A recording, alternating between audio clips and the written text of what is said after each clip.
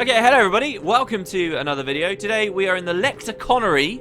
You know, I promised myself I was going to Google define search Lexiconary just to be 100% sure on what it means. I'm pretty sure it means like, it's a place where information about language is stored, or at least that's how I think of it in my head. And that's probably wrong though, there's probably some extra quirk to it I'm not quite getting. Anyway, what we're doing here is part of some kind of like, someone left a comment about this and I really do believe in it. I like the way that the game links this together, right? We're basically on a really long epic quest right now to solve a puzzle we learned about out in Sleep Island. Do you remember in Sleep Island we found the head, and the heads told us to speak to another head, and then the other head said, okay, well the first one didn't tell us to speak to the other head, but it said, oh yeah, go past my friend beyond the cemetery gate, okay?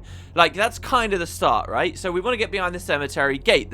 We go to the cemetery and we're told that we need to go to the archives. We go to the archives, we find a seal in the archives, but we don't know how to get through it, so we end up in the Lexiconary. It's like this whole long sequence of events that you have to do unless you look up a guide. If you look up a guide, you can skip it all. You can skip not only doing the Lexiconary stuff and go immediately through the seal, you can in fact skip immediately into the cemetery because you would know the combination to get in there, or you could even skip the cemetery entirely and just do the thing that the faces were trying to tell you to go to the cemetery to learn. Like, it's amazing, really, if you think about it. Like, all those things that can be spoiled by reading a guide all chain into one another. So, you know, like, it's just like a portion of the game that they're basically saying, yeah, if you have knowledge already, we appreciate this was a part of these old RPGs. If you haven't not that knowledge already, here, this kind of chunk of the game all ties into itself, and you get this bit as a freebie. And then it sort of says to you, and the rest, well, you got to figure out for yourself, kind of thing. Anyway, so, or you have to work through anyway. So today we want to get into a door so that we can learn the language, so we can do the archives thing. We're actually looking for 4 figurines. We're about to get our very first one. We have to do this puzzle, which is scroll, rock, sword. Now we're familiar with this, right? So let's drop some stuff off. This thing here, this is a sword, sickle sword. Brilliant. This one here says we need a rock. Now you remember I did pick up a rock last episode. Here you go. I gave it to Tikrit, so drop that down there. Tikrit's really good. He's like my backup pack horse, which is pretty cool. And, oh god, why am I going this way? And lastly, we need a scroll. Now, lots of different scrolls can work. So like one of these scrolls, for example, or some of the scrolls that maybe Loto Patho's holding. Ah, but it doesn't work. Now, I actually got stumped. I'll be the first to admit, okay, the Lexiconary actually had a lot of little puzzles for me that I just couldn't quite figure out.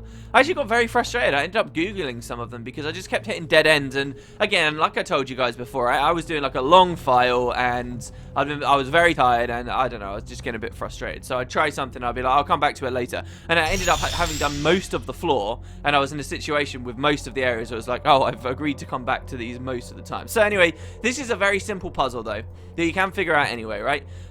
If it's not asking us to put these items directly in the recess opposite them, what might it be asking? You guys might recognize that these kind of sound a bit similar to something. It's rock, paper, scissors, isn't it? So the sword is the scissors, the rock is the rock, and the scroll is the paper. So what if we play rock, paper, scissors against the signs? The scroll, well, what beats the scroll? I guess because we were trying to beat the dungeon master, we're not trying to have him beat us. Well, the sickle sword beats the scroll, right? Sword cuts paper. Well, what will blunt the rock or, you know, damage the rock, the paper? I will never fully understand this. I've always understood it growing up as paper beats rock because it's supposed to be like sandpaper and you can like wear it down. But I sort of feel like as an adult looking back at that analogy, that just doesn't work, does it?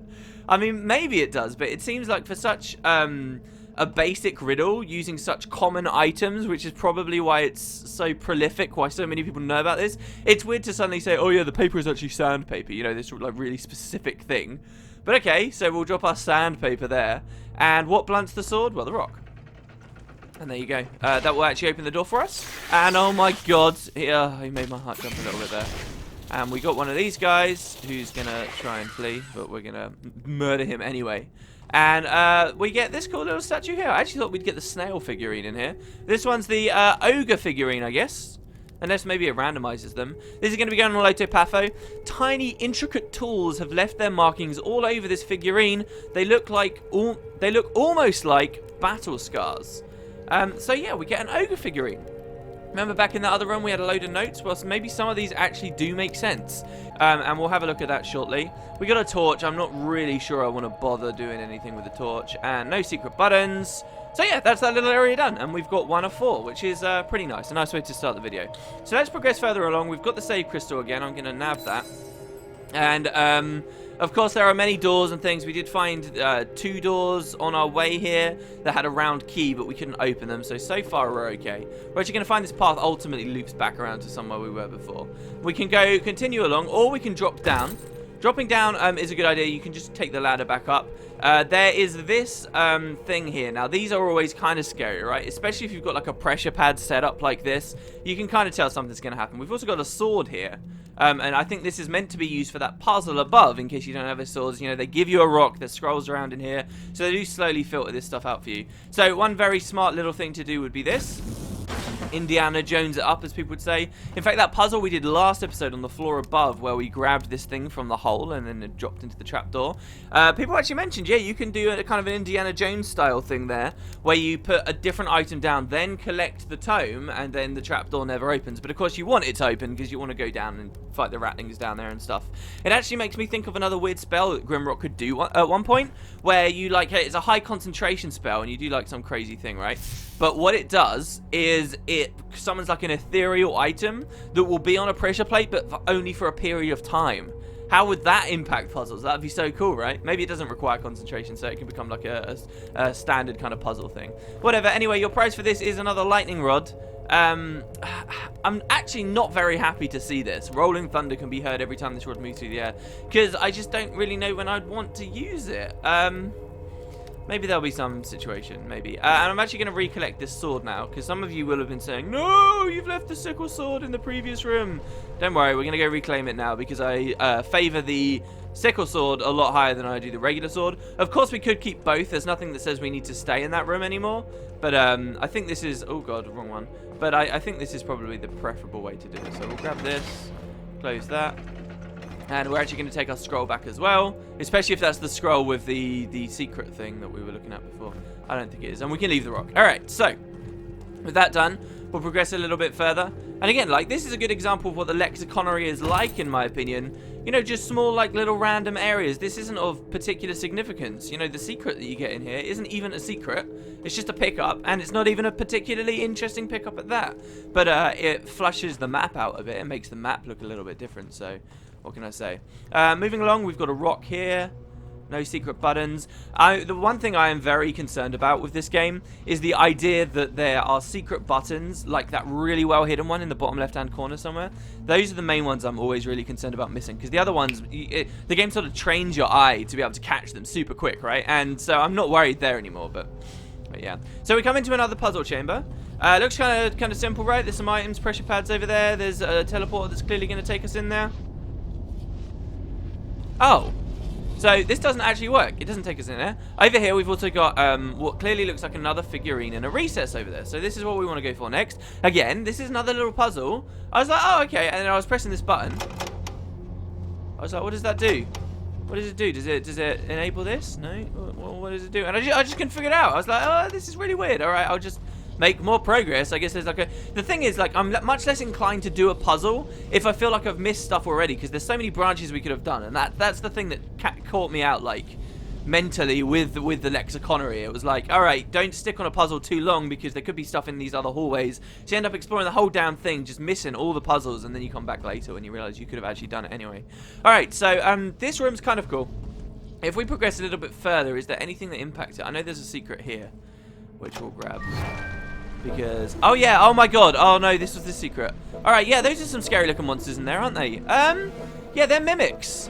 There's like a butt ton of mimics in here. Can we backstab him? Oh, you can backstab mimics, I love it. Okay, cool. Can we fear mimics? Because these are probably some of the scariest enemies in the game. Oh, why does everyone resist fear? We never took our opportunity to use it while we still could. Oh my god, we're surrounded now. This isn't good. Sorry, I didn't mean to backstab you. Please don't kill us. Careful, Lotopath. I'm going to make that swap because he seems to be getting a little bit low. Be leveled. Alright, we can start dancing now, which is great. Come on.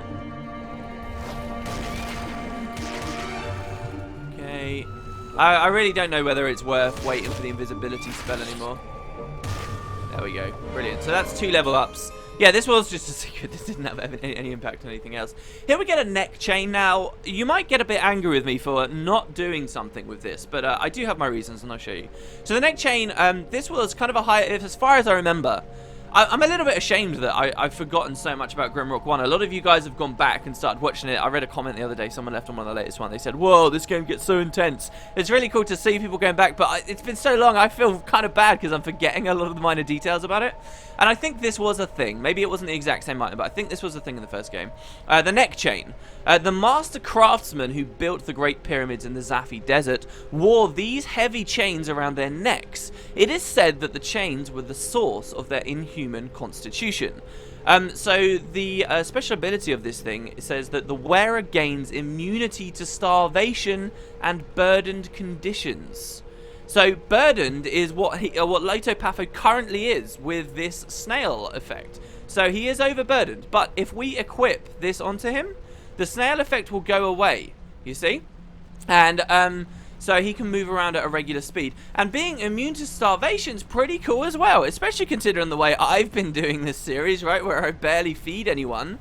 But the problem with it is that I just think having the raw stats might be a bit better. My team is, of course, already a bit powerful, I feel like, because we've already done the pyramid and all that other stuff anyway. But I just think that it just pains me to pass up like +2 dex and +50 energy.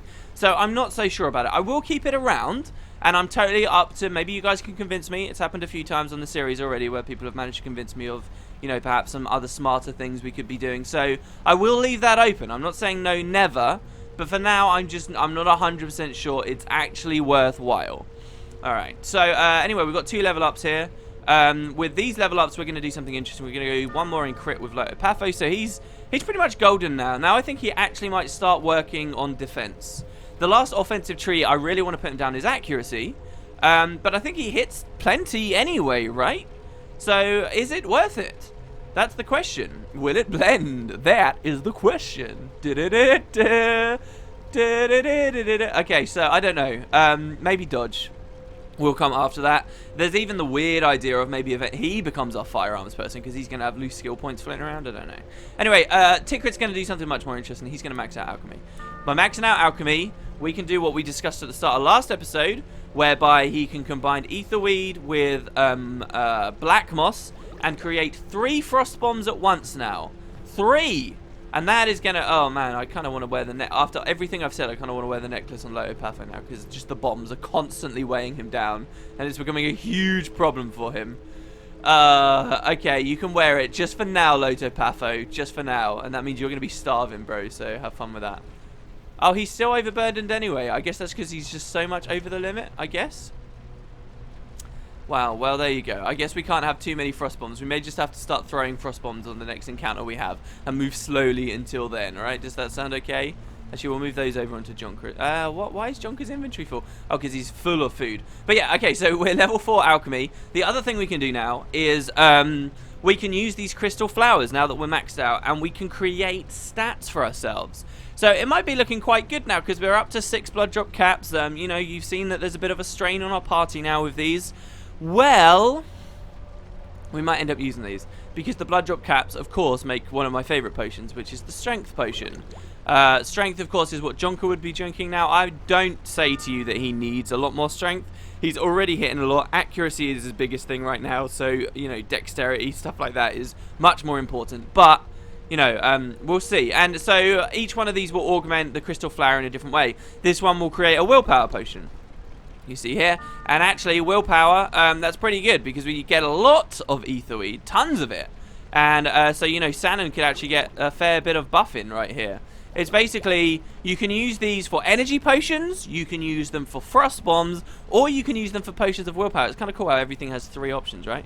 This one over here is a potion of vitality. Again, this would be a Jonker item.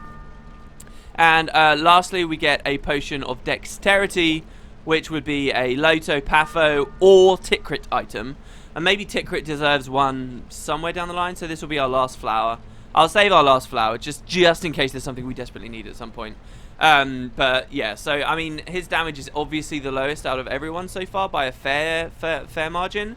Only 22 to 60 compared to some of the massive hits that these other guys are getting at the moment, or how frequent Loto Patho manages to do damage. But yeah, so we might start giving him dexterity, or that won't matter when he goes into firearms. We'll see. The other problem is we might actually get so late in the game that we can't actually max firearms out. There is, of course, a cap. This game, just like its predecessor, won't put you in a position where everyone has everything maxed. I actually don't like that at all when games do things like that. There you go, you can have that.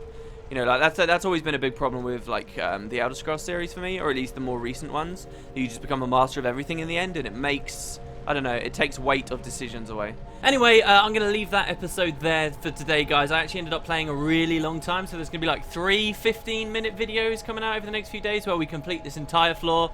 But I'll end this one here. Thank you very much for watching, and I will see you tomorrow for the solution to that teleporter puzzle upstairs. Cheers, guys. Have a good one.